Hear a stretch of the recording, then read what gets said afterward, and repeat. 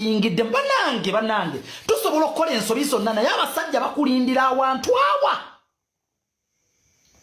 gwe weewunye si papa eyagenda ku ofisi za Nuupu ng'alina n'emmundu lwaki basobola mukwataawo teebereza omusango guba musibize ebbanga lyonna gwa ssente naye nga ku luliro yakwata n'emmundu n'agitunuza mu bantu teri yamunyega wazanyidde ku Nsambya hospital kiganda kyange mama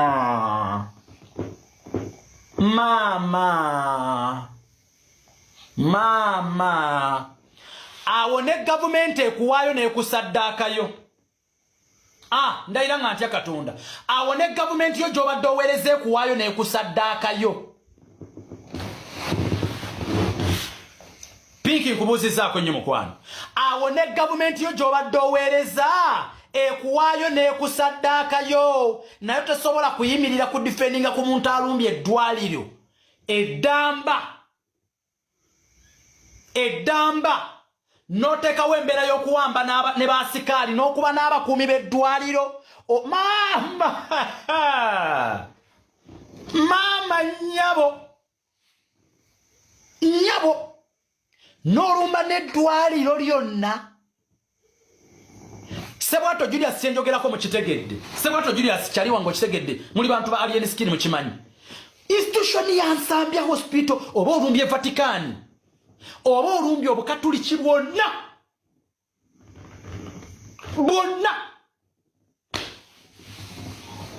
oba olumbye obukatuliki bwonna wallahi sabira Alien Skin wallahi sabira Alien Skin wallahi sabira Alien Skin ekyo kyenyinza okugamba wallahi sabira Alien Skin ekyo kyenyinza okugamba okulumba eddwaliro bingenda kuwa ensonga 3 weeraliikirire oba otegeere Alien Skin kino kyayingidde kiyinza okubeera ekyobulabe 1 okulumba eddwaliro ly'Ensambya nkugambye oba olumbye obukatuliki bwonna oba olumbye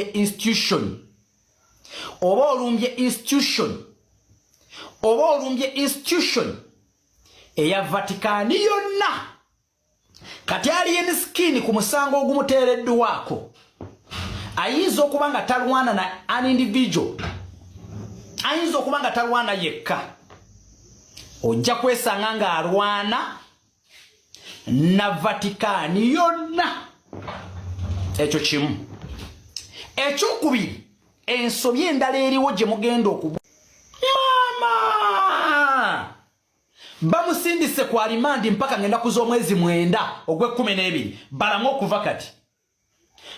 okuva kati mpaka ngenda kuza omwezi 9 celebrity okusindika mu komera mpaka ngenda kuza omwezi 9 ogwe-12 kyokka nga ye kooti ewoozebwa okuba nga yeesemba nga abalamuzi bagenda mu luwummula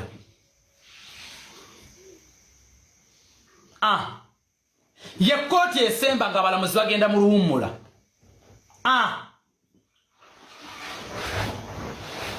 ye kooti esemba nga abalamuzi bagenda mu luwummula Nsambya hospital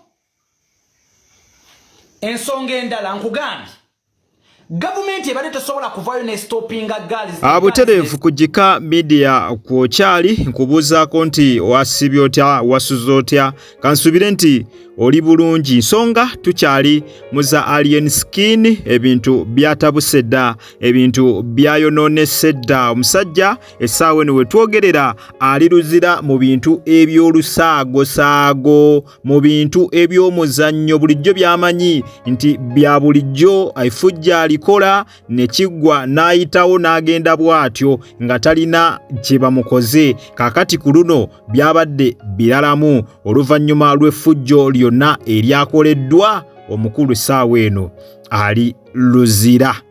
Embeera bwetyo bweyimiridde saidi zeeyo, naye nga chances za Alien Skin okufuluma before Christmas nga bw'owulidde mu katambi ako ntono nnyo nga bw'okiwulira. Jjukira komawo mu kkooti nga 9 December. Ate mu period eyo yeemu abalamuzi we basuubira okubeera nga bagendako mu ka break, mu ka holiday, era nga baba bajja kukomawo mu Febu.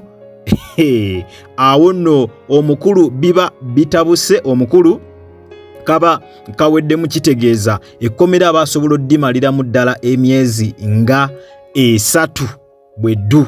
Kakati mwe tiimu Alien Skin mwandibadde mwanatu musabira ku mukulu Alien Skin owa Fangoni, kubanga essaawa yonna byandibanga si birungi wadde yadde n'omulundi n'ogumu. Ate jjukira gino si gye emisango gye mwawulidde egy'okubba simanye essimu n'okkuba omwana w'omuntu ne bamubbako essimu ne ssente, si gye emisango gyokka gye yakakola. Alien Skin abadde n'emisango miyitirivu just lwakubanga we mwawulidde poliisi ebadde olumu etya buti kumukwata.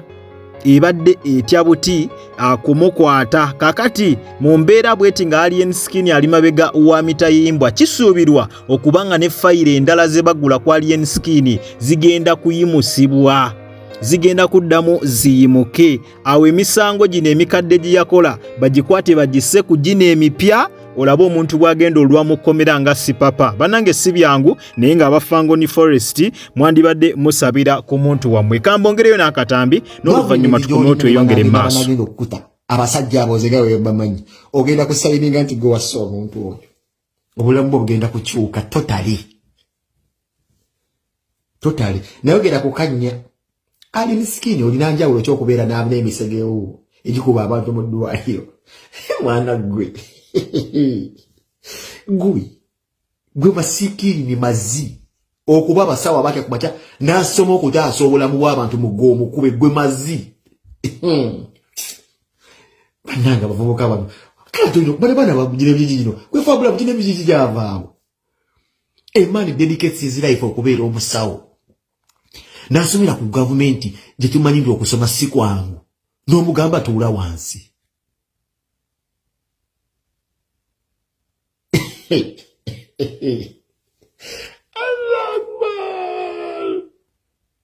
Kuno siko kwata gonya mumunio wala wagezezaako jibuuzo oba amanyo gayo ga primoro bamwa n'okwata amanyo oganyenyenyonyola bo bayakula. Yakuta amanyo gagonya n'agikeberekebera bo bayakula. Ikumanyi wakoze gwa Alien Skin manyi weetadde. Wokyali bossman ku kigwe na bossman bamutwala batyo. Ekigambo bossman okimanyi. Mbo bossman. Goli bossman gwenda byafukamidde wansi. Ogenda kutegeera. Tosobola kubeera bad otyo. Tosobola. Okimanyi Alien Skin obadde kati olifuuka mubbi wali tokyali muyimbi. Alien Skin wali wagwa obadde wafuuka kati ddala mubbi. Omubbi era ensonga omusajja azze n'agamba mwabba essimu y'omwana we. Obadde otulinga kibinja ky'ababbi. Obadde toli muyimbi oba nkona muyimbi. Kiki ekugambye akakisakisa. Obadde osere music industry kati abayimbi basanyufu. Wale kye bayita doti settings ka doti okuba akuba ebiyimba yimba ebyo eby'ekidongo. Badman man.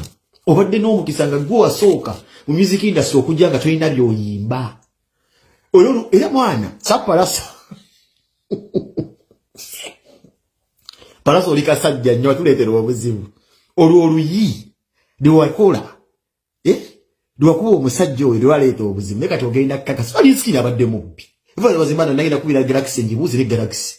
Mwana mupromotinga mutereevu yonno ye mukulu penge kansubire ebigambo bye eri Alien Skin mu byewuliriddeko. Ensonga ze azisimbye nnyo ku mulenzi eyafiiridde ewa Alien Skin nti newe kinaba ki oba ki amateeka oba poliisi erina okukkirizisa Alien Skin nti ddala omuvubuka ye yamusse.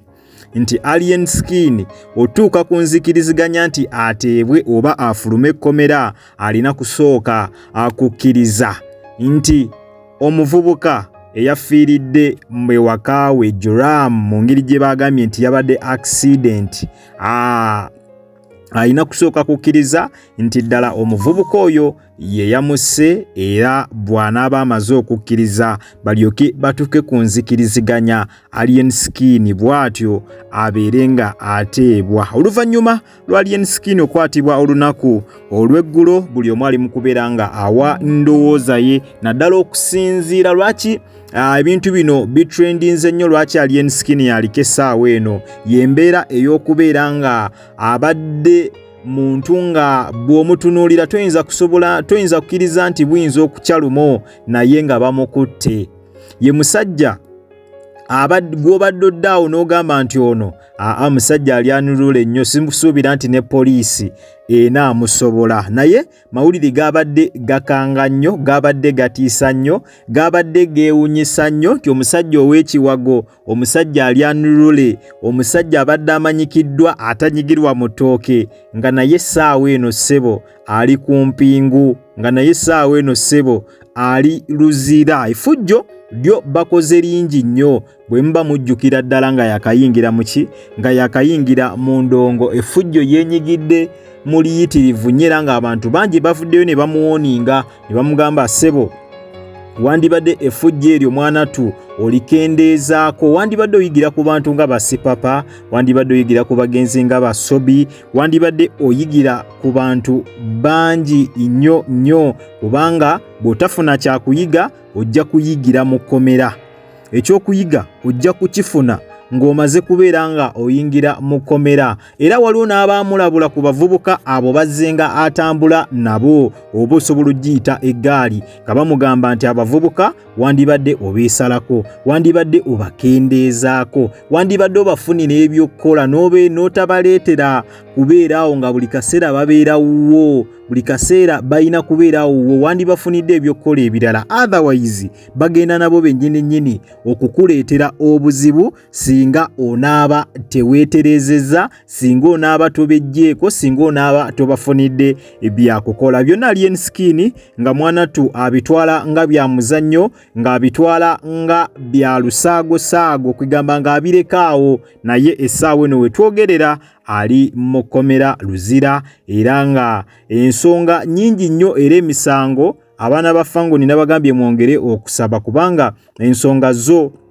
zikyajja impitirivu, kuba omusajja mumanyi ye abadde n'emisango miyitirivu, bangi abadde bamunoonya naye nga poliisi olumu etya buti ikumukwata. Naye kati okusinziira ku lino effujjo lye baakoze, emisango mingi nnyo egigenda okusitukira ku gino olwedde egiri mu kkooti, misango mingi nnyo egigenda okusitukira ku gino olwedde egyamukwasizza, kyesimanyi oba anaasobola okubeera nga agisimattuka, kuba emisango bulijjo gyeyongera okuba emingi, naawe akaseerako akawanvu gye keeyongera okugejjako ogenda okumala mu kkomera. Era aba Fangoni mwandibadde mwongera mu ssaala so that boosi wammwe asobola okuba nga essaawa yonna yonna Katonda amuteeramu obwangu n'abeera nga bw'atyo afuluma ekkomera. Nyongera okujjukiza nti obadde ku Jika Media, era nga gwe wenna atanaba kulabika nga osubscribinga, gera maaso subscribinge, olikinge,